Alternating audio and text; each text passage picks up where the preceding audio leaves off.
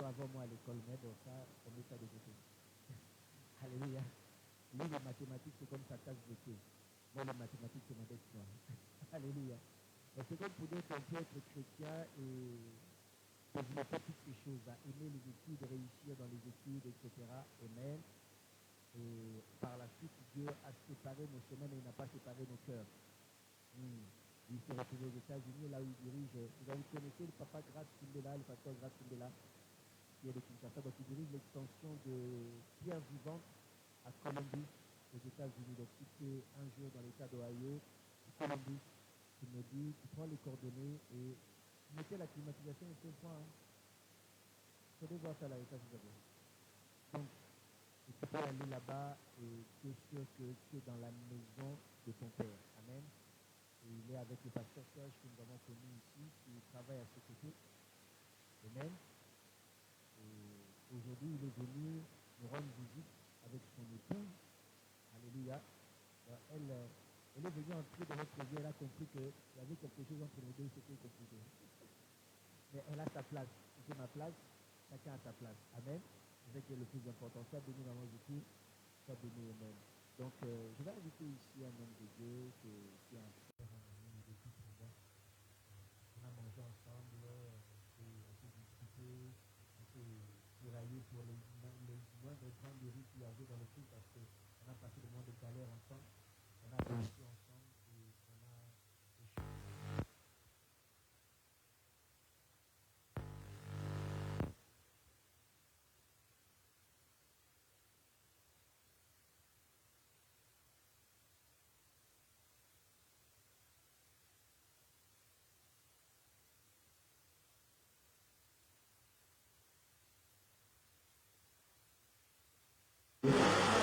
Je ne regrette pas de ce que Dieu a fait de nous.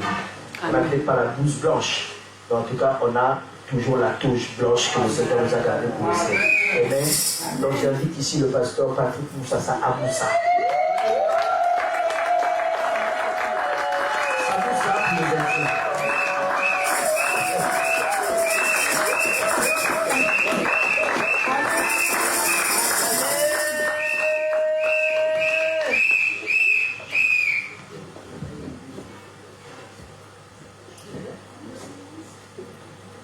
Alléluia, alléluia. Hier, quand je vois le pasteur Novi, ça me rappelle beaucoup de choses. Et si je me mets à parler de notre histoire, on ne saura pas terminer. Hein? Mais c'est un frère pour moi. Pas seulement le frère dans le Seigneur, mais c'est vraiment un frère. Et la preuve, mon fils cadet porte son nom.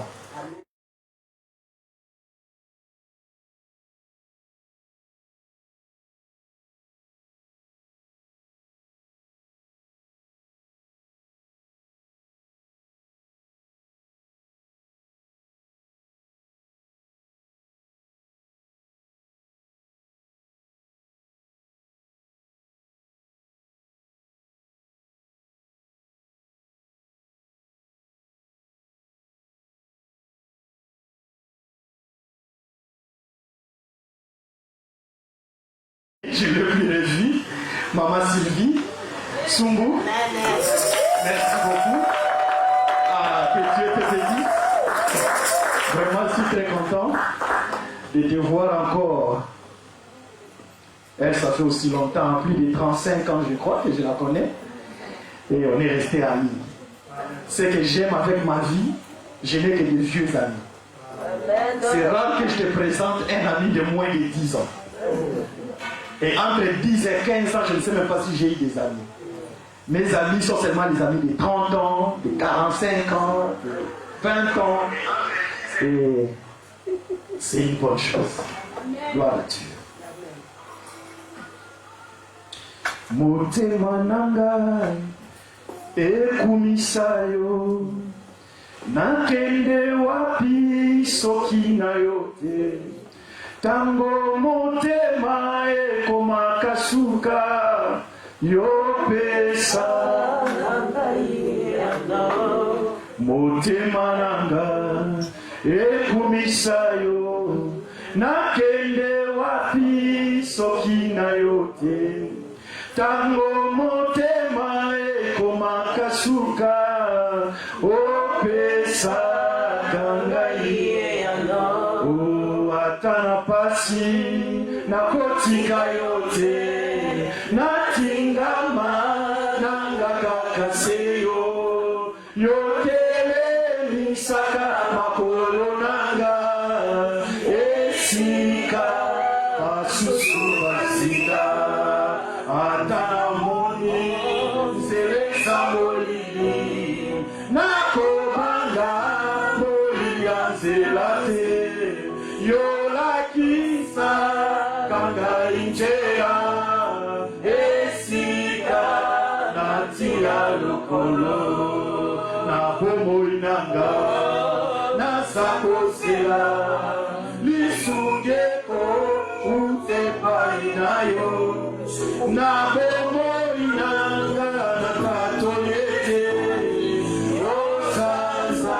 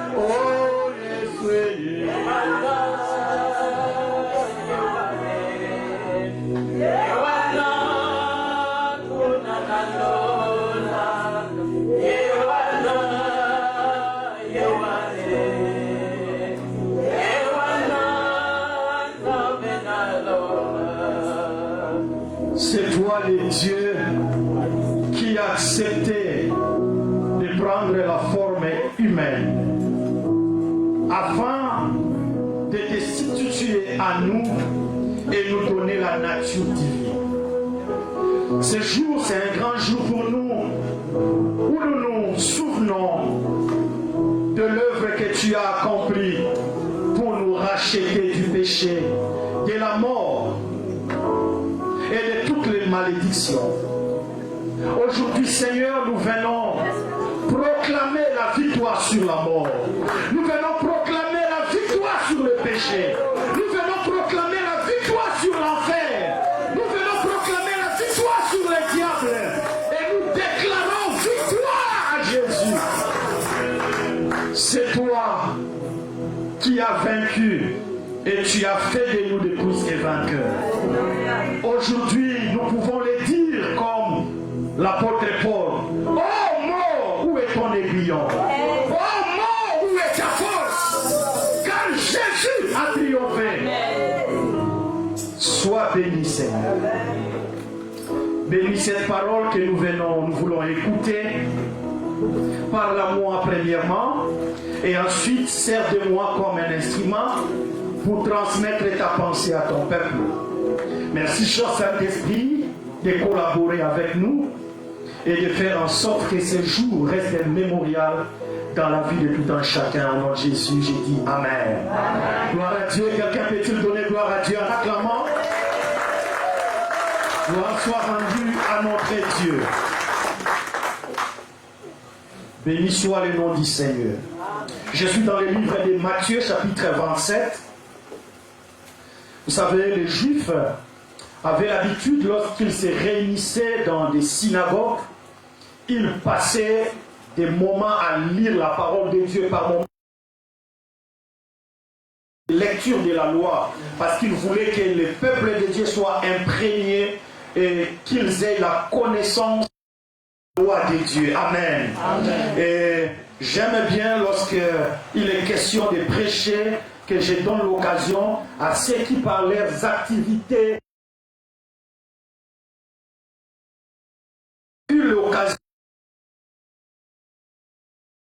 l'occasion de lire la parole de Dieu. Est-ce qu'on peut s'élever?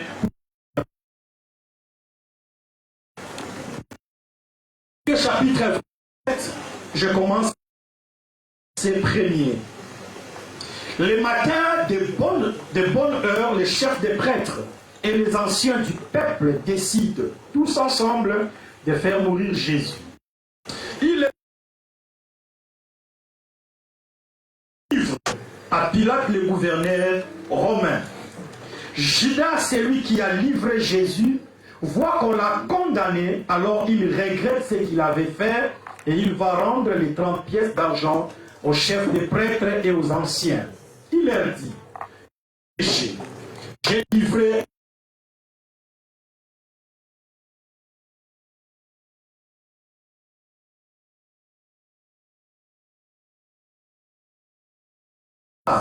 ensuite il va se pendre.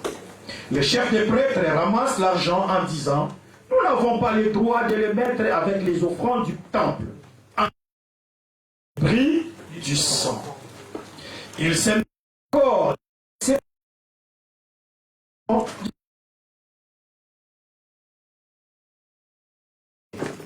Voilà pourquoi ces chants s'appellent encore aujourd'hui les chants du sang. Ainsi se réalise ce que le prophète Jérémie a dit. Ils ont pris les 30 pièces d'argent. C'est la somme que le peuple d'Israël a décidé de payer pour lui. Ils les ont données pour acheter les champs du potier. C'est ce que le Seigneur m'a commandé de leur dire. On amène Jésus devant Pilate, le gouverneur. Le gouverneur l'interroge en lui disant, « Est-ce que tu es le roi des Juifs ?» Jésus lui répondit, « C'est toi qui l'as dit. » Ensuite, les chefs des prêtres et les anciens accusent Jésus, mais il ne répond rien. Alors Pilate lui dit, « Tu n'entends pas tout ce qu'ils disent contre toi ?» Mais Jésus ne donne aucune réponse à ce qu'ils disent, et le gouverneur est très étonné. À chaque fête de la Pâque, le gouverneur a l'habitude de libérer un prisonnier, celui que la foule veut. À ce moment-là, il y a un prisonnier célèbre. Il s'appelle Jésus Barabbas.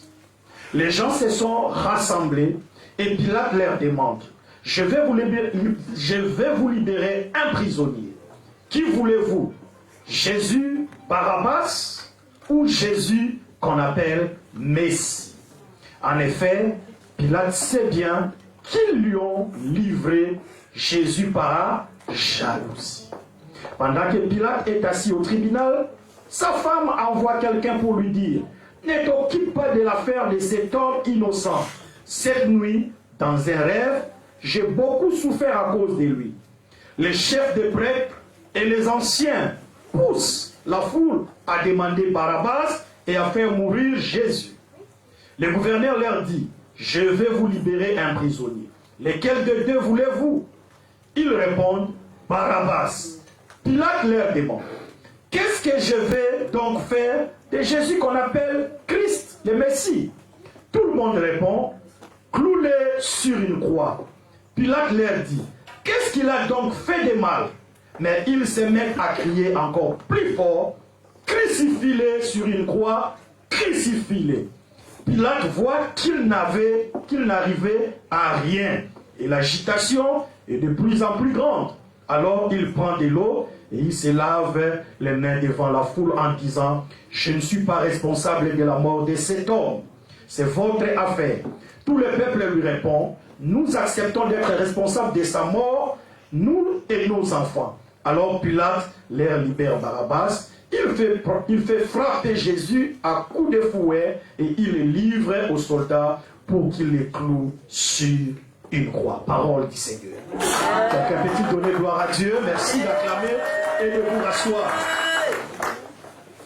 C'est un grand jour où le monde entier, même les non-chrétiens, sont au courant de ce qui se passe aujourd'hui dans les milliers de chrétiens que nous sommes.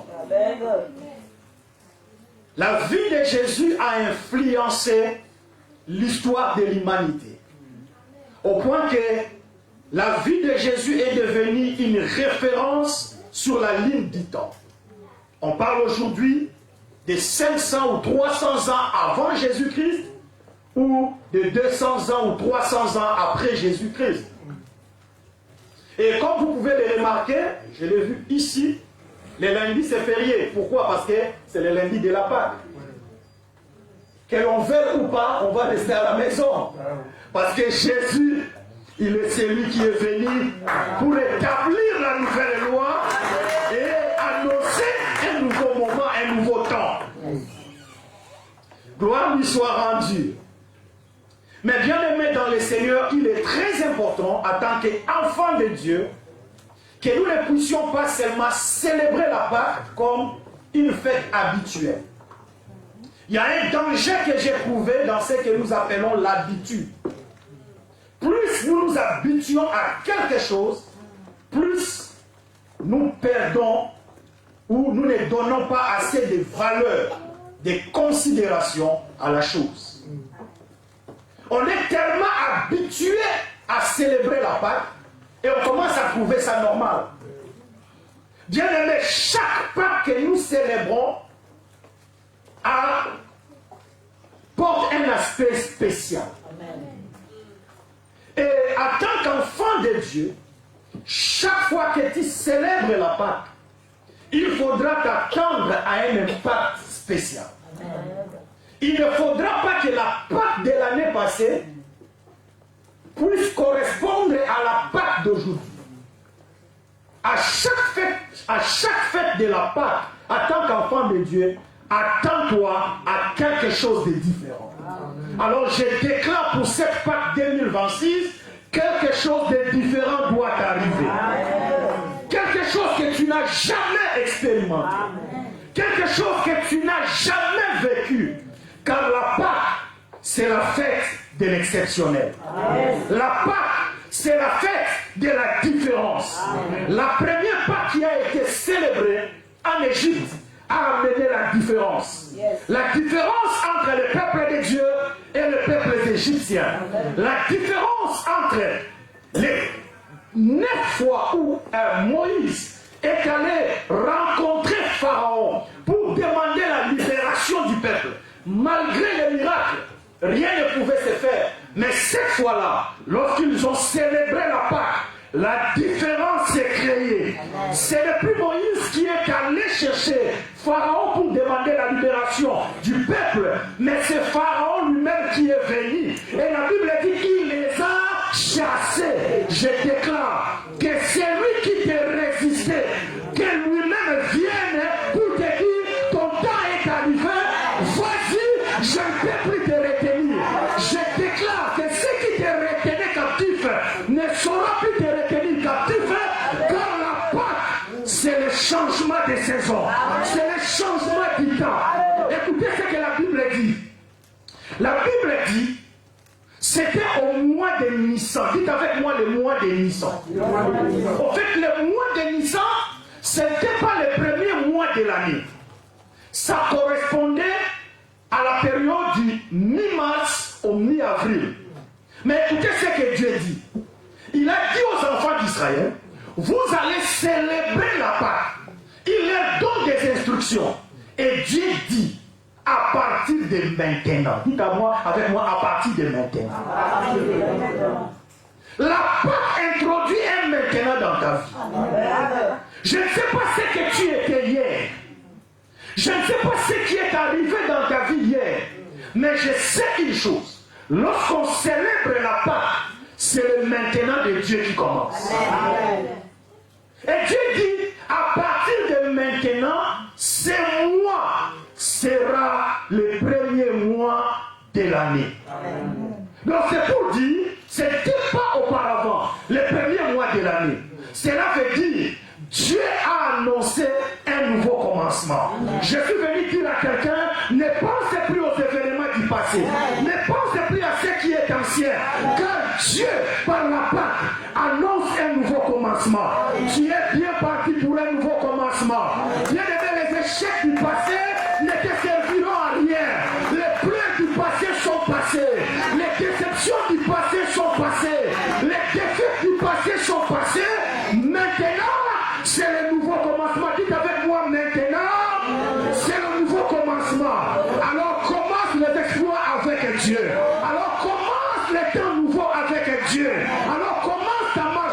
Dieu. Dis amen, que le Seigneur te l'accorde.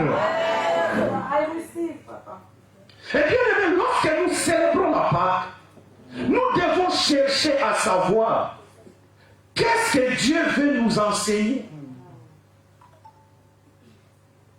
Pourquoi Dieu veut que nous puissions nous souvenir de cet événement? Pourquoi devons-nous commémorer chaque année la fête de la Pâque? Et il est très important que nous puissions saisir. Sinon, ça sera comme nous célébrons les bonnes années. On crie bonne année et après, tout reste le même. Il faut refuser, surtout pour les ordonnances signées par Dieu lui-même, de vivre ce temps et de demeurer les mêmes. Alors ce matin, je voulais nous parler de quelques raisons qui ont poussé les hommes, en particulier les Romains et les Juifs, à crucifier Jésus. Et j'ai trouvé que ce sont les mêmes raisons qui aujourd'hui poussent les hommes et les femmes à abandonner Jésus, à les crucifier. Bien qu'il ait ressuscité, on l'a chanté, il est assis à la droite du Père. Mais nous, enfants de Dieu, nous les hommes, nous continuons à les crucifier. Mais ce sont les mêmes raisons aussi qui poussent les hommes à se crucifier les uns les autres. Surtout au sein de l'Église. Je me suis converti, j'avais à peine 16 ans. J'ai passé toute ma vie à l'Église. Et j'en ai vu de toutes les couleurs. Les enfants de Dieu se trahissent entre eux.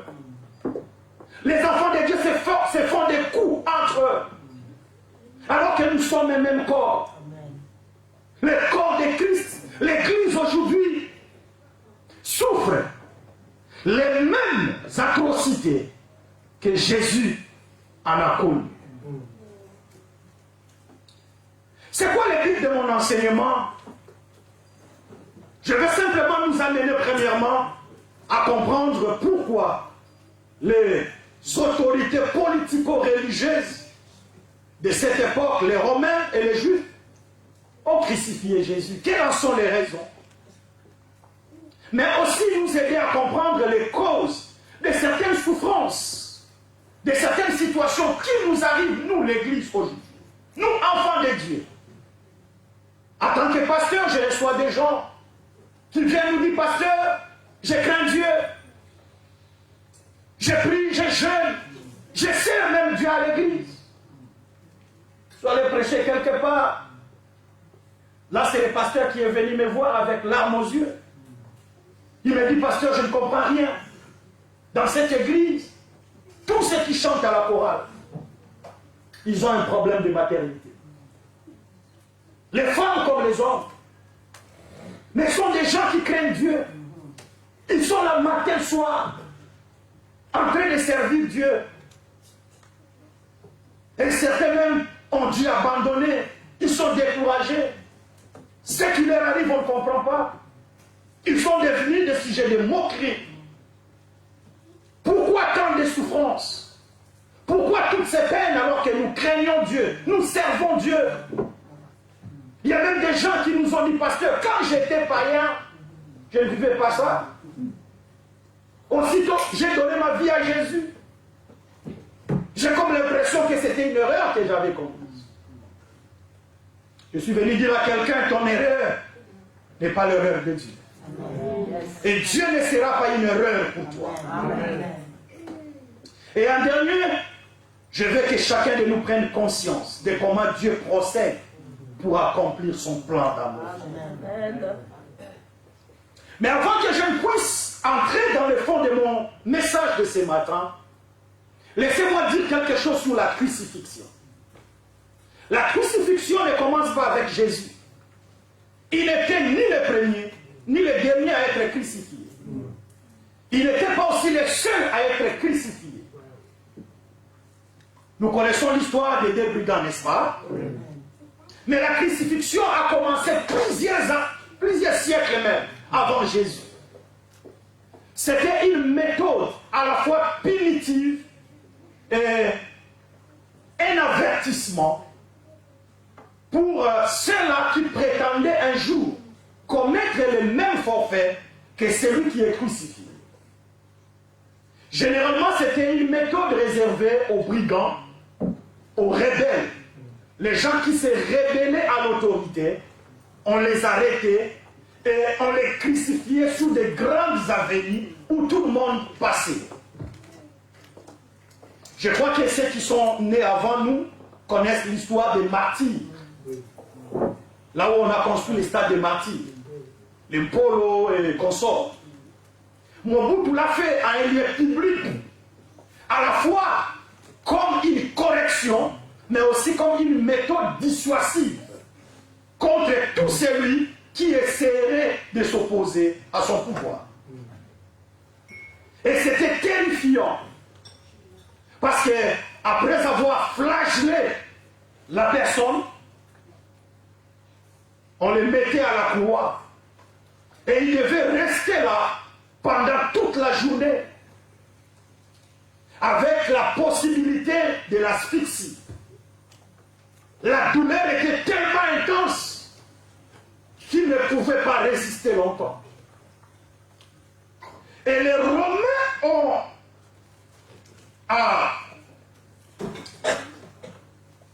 vous allez m'excuser, des fois il y a des mots qui ne fuient comme ça en français. Ça, des fois ça vient en anglais. Les Romains ont adopté cela, cette méthode-là, au moment où ils étaient les maîtres du monde. Alors tout celui qui essayait de s'opposer à l'autorité romaine, son sort était connu. Il devait être crucifié. Mais la crucifixion de Jésus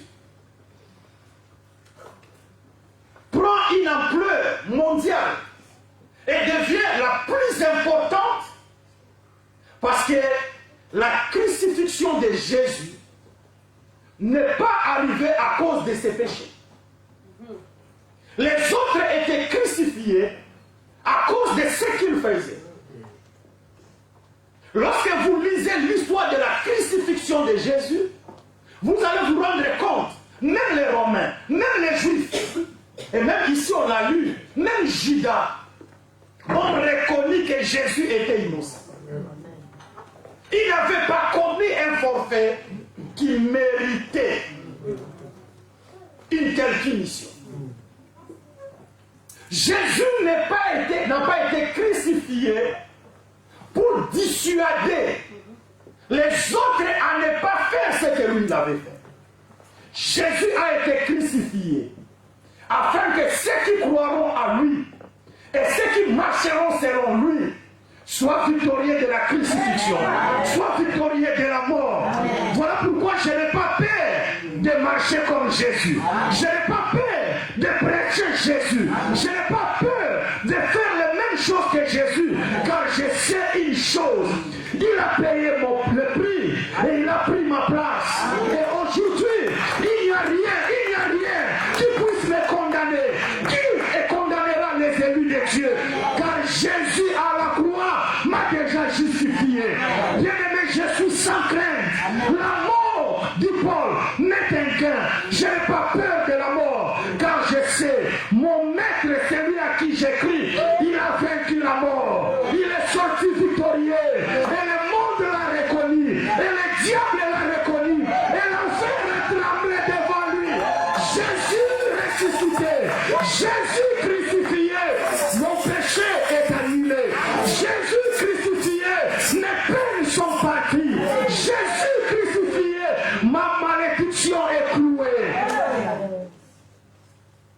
Ce n'était pas à cause de ses propres péchés, mais c'était afin que l'humanité soit sauvée. Ce n'était pas à cause de lui-même. La Bible dit, il n'a pas considéré sa gloire comme une proie à arracher.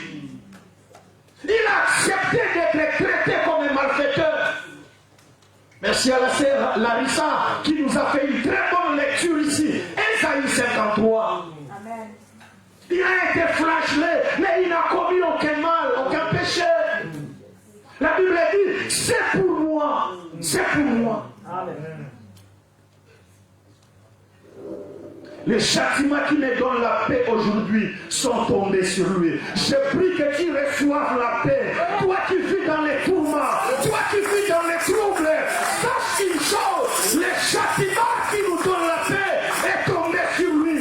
Il a été châtié afin que tu aies la paix. Même si tu n'arrives pas à dormir, je le déclare et je le proclame aujourd'hui. Tu dormiras paisiblement. Tu dormiras paisiblement. Car Jésus a été châtié afin que tu reçoives la paix. Reçois le shalom de Dieu. Oh, reçois le shalom de Dieu. Oh, reçois le shalom de Dieu. Jésus crucifié. Amen.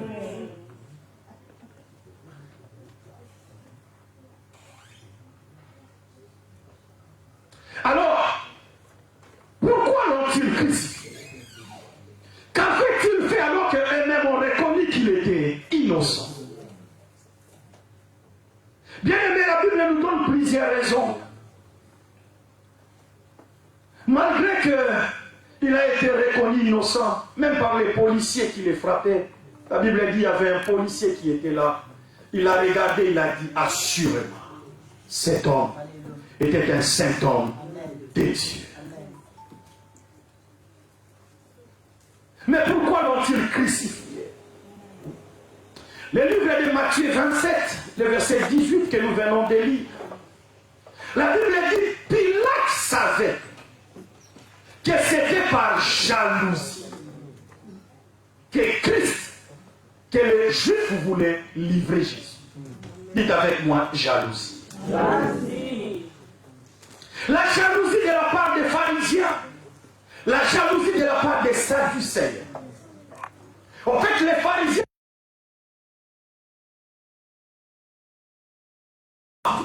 la loi de Dieu.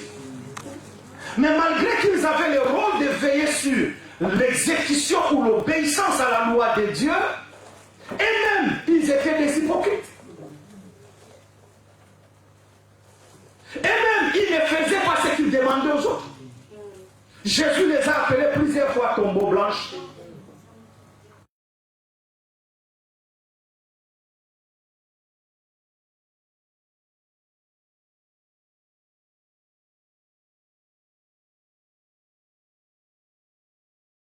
De Dieu, nous avons l'obligation de montrer les chemins à ce peuple. Mais soyons des modèles. Vivons ce que nous prêchons. Soyons ce que nous proclamons. L'évangile, ce n'est pas cette Bible. Mais l'évangile, c'est la vie de Christ qui coule en nous.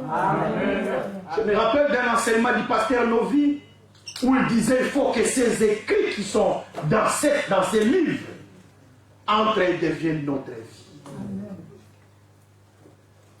Mais eux, ils vivaient dans l'hypocrisie.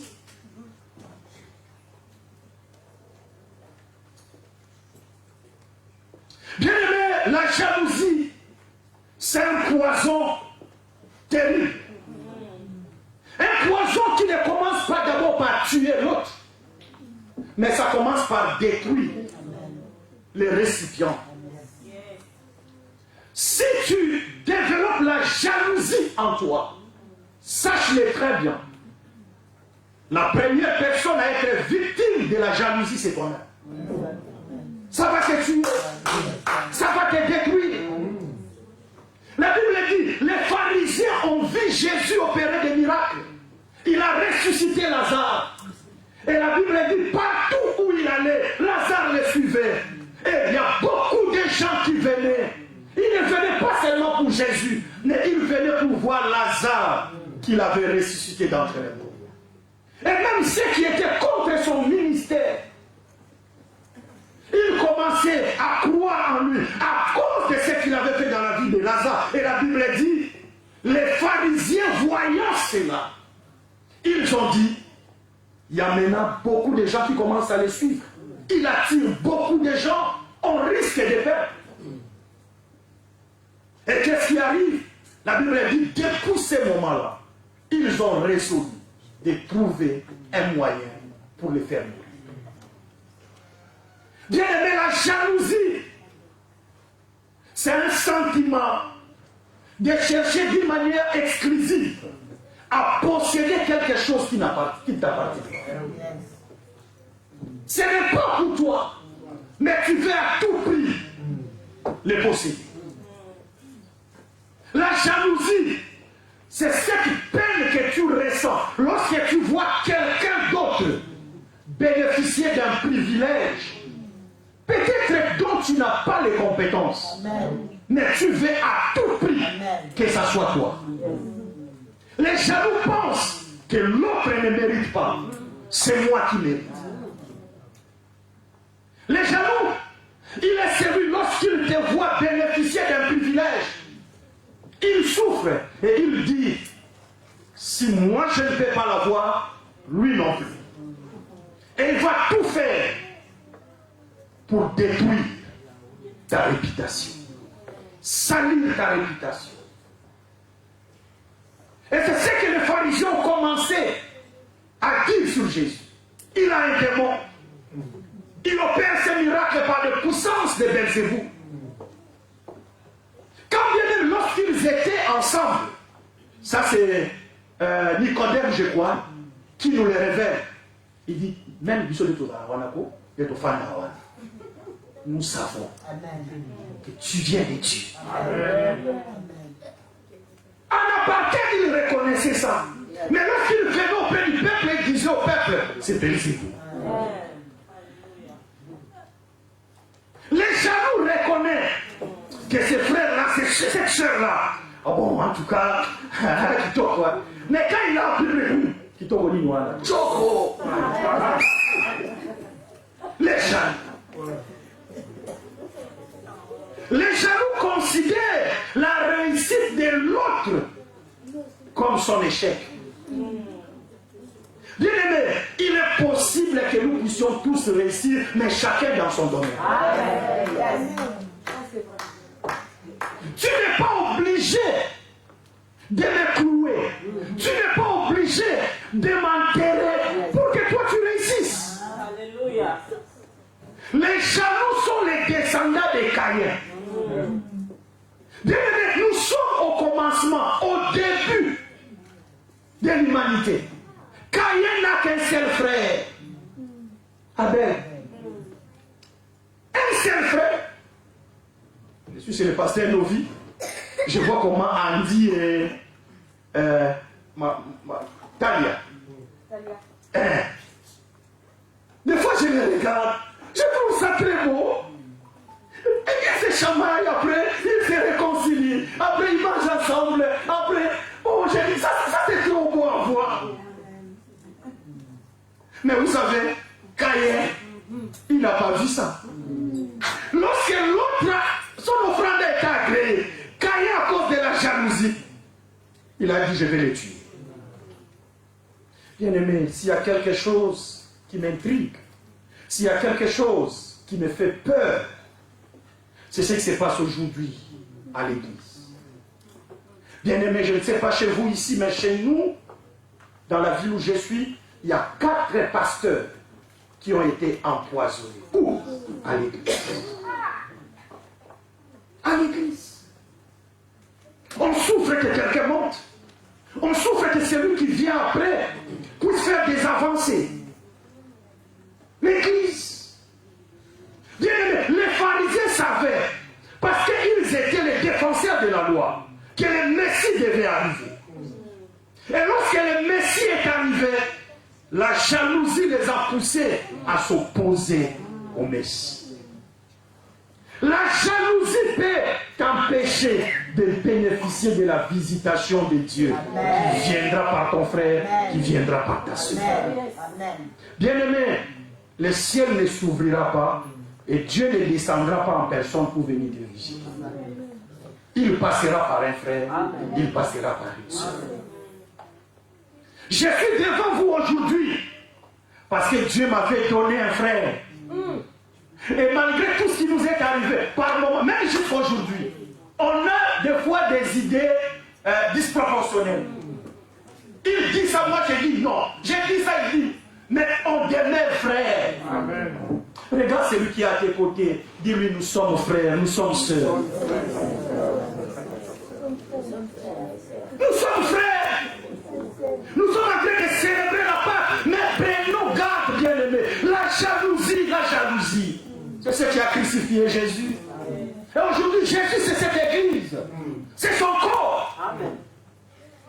Lorsque tu vois Maman Cyprienne, j'aime bien l'appeler comme ça. Amen. Servir Dieu à l'église, comment toi tu te sens? Pourquoi c'est ma haine? Quand le pasteur voyage, on doit seulement le mettre là. Moi, je la suis athée en pied.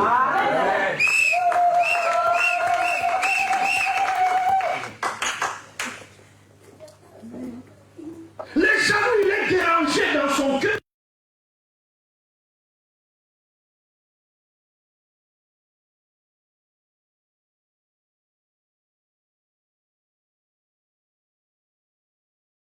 Mais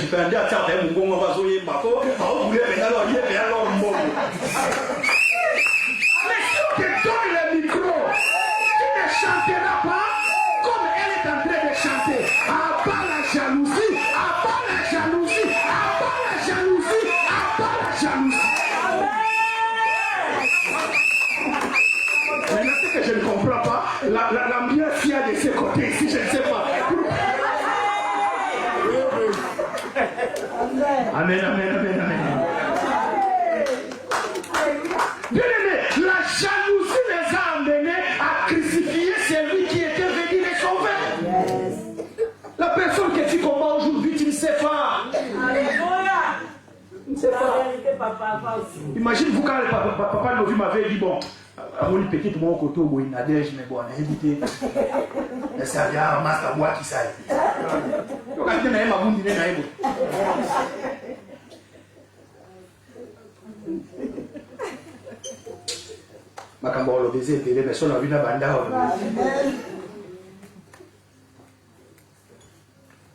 la deuxième raison, c'est l'influence. Dites avec moi, l'influence. Matthieu chapitre 27, le verset 20. On peut le mettre, ouais, le verset 20. Les chefs des prêtres et les anciens persuadèrent la foule de demander la libération de Barabbas et la mise à mort de Jésus. Est-ce que vous avez remarqué comme moi qu'il y a une influence ici? C'est quoi l'influence? Persuader. Dans d'autres versions, on dit ils les ont poussés. L'influence. Bien aimé, il y a beaucoup de choses que je peux dire sur l'influence, mais écoute, il n'y a pas de vie sans influence. Tous ceux que nous sommes là, nous sommes les fruits d'une influence. Pourquoi nous parlons français? Parce que les milieux où nous évoluons, où nous sommes nés, nous a imposé une langue. C'est une influence. Pourquoi tu es habillé tel que tu es là? Tu n'es pas habillé en arabe. Pourquoi moi je vous prêche là, je suis habillé en veste, je ne suis pas habillé comme les... C'était quoi encore? Les gens là dont tu m'as parlé ce matin.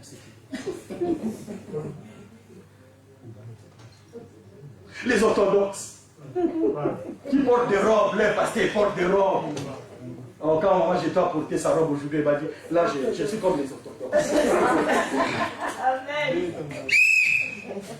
Donc, je suis en train de parler de l'influence. Alors, lorsque nous sommes l'église de Christ, on doit faire très attention. Qu'est-ce qui entre dans ma vie et quel effet cela apporte dans ma vie? Les milieux nous influencent, les temps nous influencent et les hommes nous influencent. La qualité de l'influence que tu subiras dépend de la nature de l'environnement où tu évolues. Si tu évolues dans un environnement pollué, sache que ta vie sera polluée. Ces hommes et ces femmes étaient certains d'une chose. Les miracles que Jésus faisait venaient de Dieu. Amen. Yes. Quelques jours avant, personne ne les a mobilisés. Mais eux-mêmes, ils sont sortis, ils ont étalé des palmes, ils ont étalé des branches d'arbres. Et ils ont chanté à son honneur. La chanson qu'ils chantaient n'a pas été composée ce jour-là. C'est une chanson générationnelle. Toutes les générations chantaient ces cantiques lorsqu'ils montaient à Jérusalem. Hosanna au fils de David, béni soit celui qui vient au nom du Seigneur. C'était à la fois un cantique d'invocation pour appeler la venue du Messie, mais c'était aussi un cantique d'espoir. Bien qu'ils souffraient des atrocités des Romains, lorsqu'ils montaient à Jérusalem, ils se disaient cette fois-ci, en montant à Jérusalem, nous allons rencontrer le Messie. Cette fois-ci, en allant à Jérusalem, nous allons rencontrer le Messie. Mais bien aimé, ces jours-là, c'était différent. Dites avec moi, c'était différent. C'était plus un espoir, c'était plus un simple désir, mais la réalité s'est accomplie. Lorsqu'ils montaient à Jérusalem, ils ont vu ce que le prophète leur avait dit. Il vient sur un anneau, le petit d'une ânesse, et ils l'ont vu. Les choses que leurs ancêtres n'ont pas vues, les choses que leurs parents n'ont pas vues, et ils l'ont vu. Je suis venu déclarer à quelqu'un que cette partie-ci soit la part où tu vivras ce que ta mère n'a jamais vécu, ce que ton père n'a jamais vécu, ce que l'année passée tu n'avais jamais vécu. Ils ont chanté, mais cette fois-là, ce n'était pas une simple chanson, c'était la réalité. Dites avec moi la réalité. La Pâque, c'est la fête de la réalité. Que les espoirs de ta vie deviennent réalité. Que les espoirs de ta vie deviennent réalité. Ils ont vécu la réalité qu'ils attendaient. Bien aimé, lorsque tu viens à l'église, ne viens pas comme un désespéré. Un culte peut tout changer. Tu as l'habitude de venir dans ces cadres.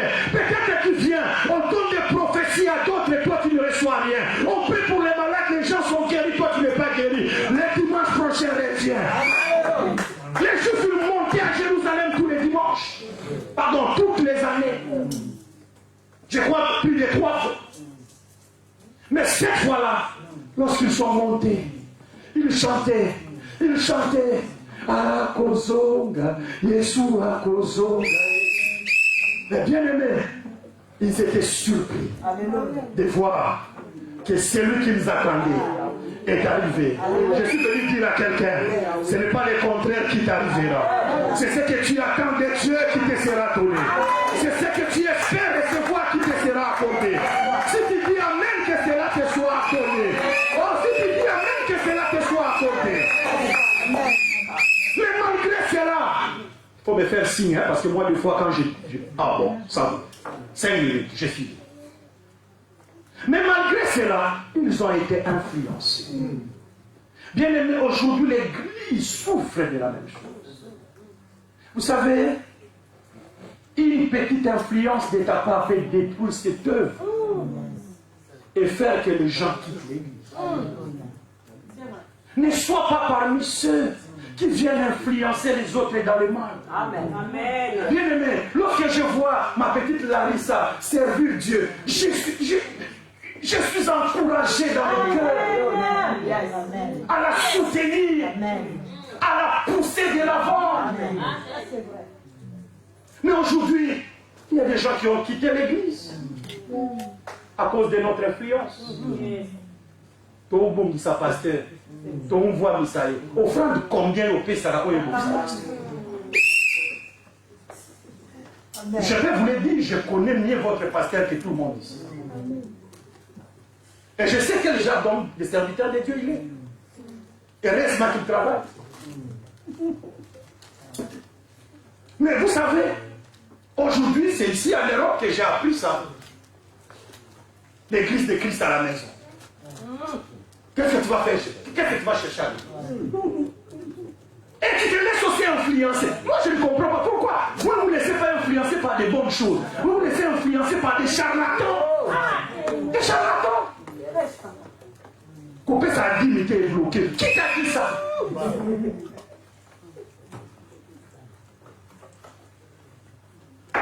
Quand on va mener du mardi.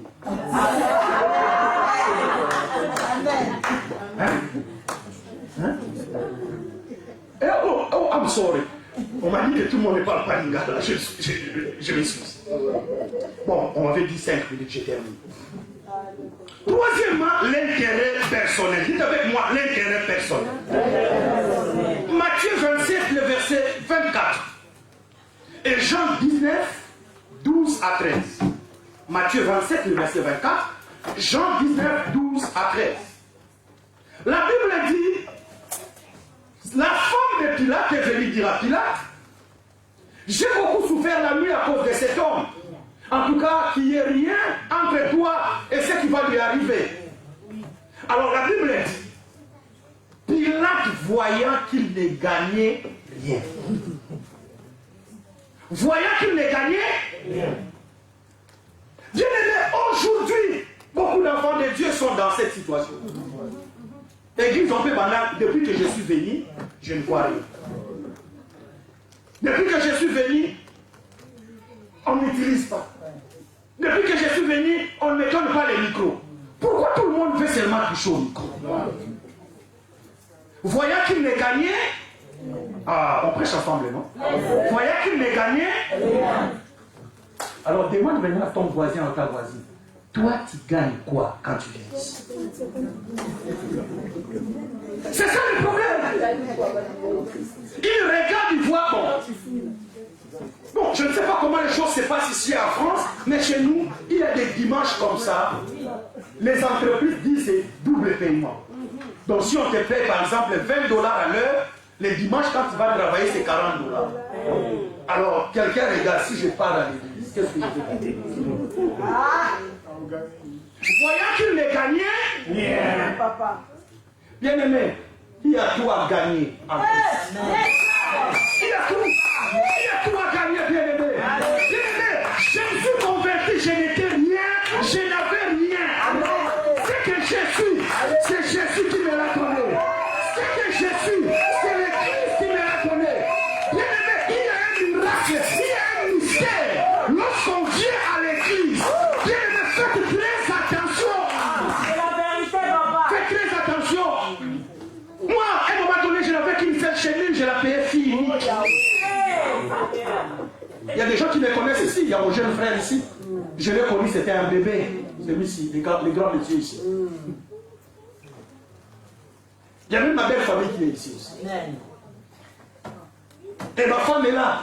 J'ai connu ma femme, je crois, 10 ans ou 15 ans avant qu'on soit même des fiancés. Mais bien aimé, en venant à l'église, j'ai eu le diplôme d'État. En venant à l'église, je me suis marié. En venant à l'église, j'ai eu des enfants. En venant à l'église, je suis celui que je suis. Je suis aux États-Unis à cause de l'église. Ne joue pas avec l'église. Ne joue pas avec l'église. Ne joue pas. Moi, je suis arrivé à un niveau. J'ai dit, si vous partirez, partez. Mais nous, on sait ce que Jésus a fait avec nous. On sait. On a une histoire avec Jésus. Et ce n'est pas encore fini. Je continue. Bien aimé, un jour, un jour, moi et le pasteur Novi, et un autre qui est à Dallas, et le pasteur Ken. Vous connaissez le pasteur Ken, moi? On était en jet. Et on a fini.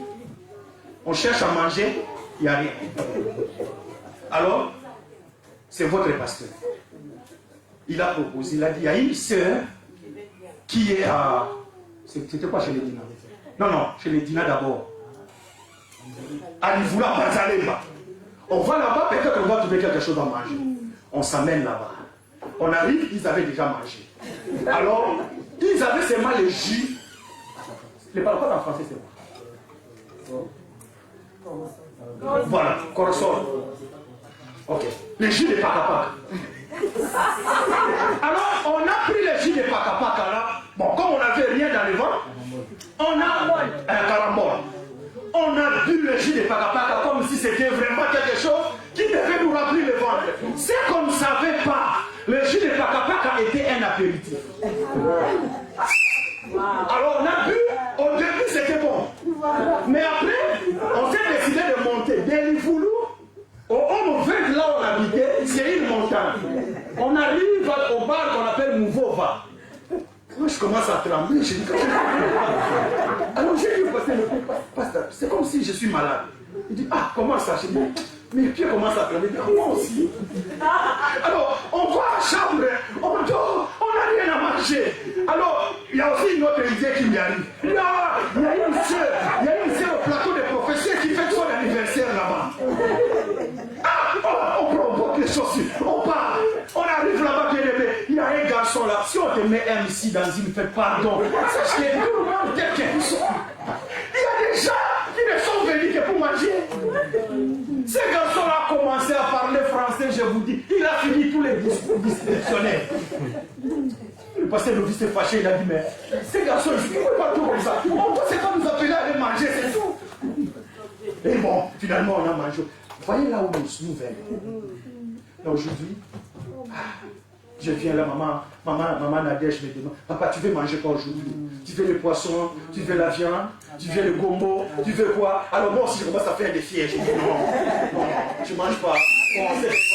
Bien aimé, il arrivera un temps. Je suis venu dire à quelqu'un que personne ne t'influence. Reste là, même si tu ne gagnes rien. Bien aimé, il arrivera un temps. Tu diras que Dieu ne ment jamais. Il ne m'a pas menti. Il n'a pas menti à votre pasteur. Il ne te mentira pas. Bien aimé, reste avec Jésus. Reste avec Jésus. Reste avec Jésus. Je clôture en disant ceci. Toutes les raisons qu'on peut donner, j'ai arrêté avec les raisons, toutes les raisons que les Juifs et les Romains se sont données pour crucifier Jésus avaient un seul objectif. Vivre l'accomplissement du plan de Dieu. Tu souffres aujourd'hui, tiens bon, n'abandonne pas, continue, le plan de Dieu finira par s'accomplir. Il a dit ceci, je connais le plan que j'ai formé pour toi, c'est le plan de bonheur et non du malheur, c'est le plan qui te donnera la paix. Bien-aimé, bientôt, tu arriveras au bout du tunnel et le plan de Dieu s'accomplira. Et lorsque le plan de Dieu s'accomplit, Jésus s'est écrié, tout est accompli. Que Dieu vous bénisse. Que Dieu vous bénisse. Que Dieu vous bénisse.